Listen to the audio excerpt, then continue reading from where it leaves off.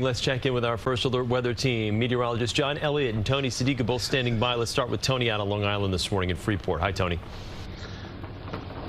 Hi there, Chris. I know it doesn't look like it, but I just want to start by saying that we've got a lot to look forward to. Sunshine, 60s, some remarkable weather. It's just not today. Okay, so today's essentially a repeat of yesterday. You just add heavier rain, stronger winds, which will lead to more impact. So just be ready for it. Want to show you what we've got out here, Freeport, our mobile weather lab, as the wind continues to blow. And I just actually just want to show you how strong these winds are. 44 right now, 6-mile-an-hour winds is blowing that wind chill into the 30s. Just keep in mind, it feels probably better this morning than it will feel most of the day, because of those winds are going to be intensifying, keeping those temperatures stuck in place. So it's a red alert forecast for today. Let's show you what that means as you get ready for the day today. It means, well, we got the threat for heavy rain. We've got the threat for gusty winds just about everywhere. They'll be more pronounced along the coast, and the flood risk is going to be a coastal concern as well as an inland concern as well. Christina's been talking about the potential issues out there along the Passaic. 2 to 3 inches of rain by tomorrow morning. Winds that can gust up to 60 miles per hour, which will lead to other threats like the threat for trees to come down. Isolated power outages not out of the realm of possibility. So there's your radar picture right now. The rain intensifying right over the city. If you live in Bergen County, right now approaching Rockland, get ready for some decent downpours. It does lighten up a little bit behind it.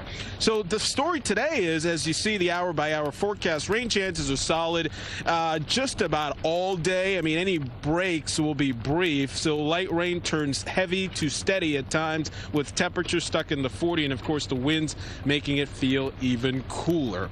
So let's send it over to John for much more on what we can expect today, the top threat, and just how long this rain is sticking around. Just a tough day ahead, John. And also, Tony, a little bit of snow for parts of the area, too. I mean, what a variety. Weather watchers commenting on that. Numbers right now, a little misleading. All the backyard observations in the low to mid-40s, but with the wind, we know it feels cooler. Always appreciate the pictures and mindful of find a rainbow day, walking day. Look at this.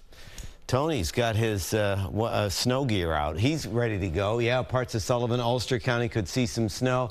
Also mindful of this. I appreciate this from Rich, and he reminds us all to keep those drains clear. So this obviously a drain under a driveway. Make sure to the degree you're able and the drains you're responsible for that you can keep them clear, because that will really help when we see some of these individual, cells go over and rainfall rates spike. That's when you're going to have issues with flooding. One other point, this is a picture we have. This is a live view coming in.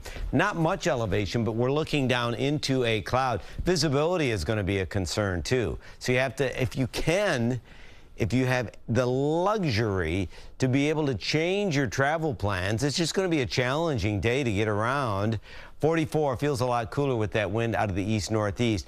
Following up on weather watcher Tony and his concern about snow in Sullivan, Ulster, we do have a winter weather advisory. There will be some snow mixing in.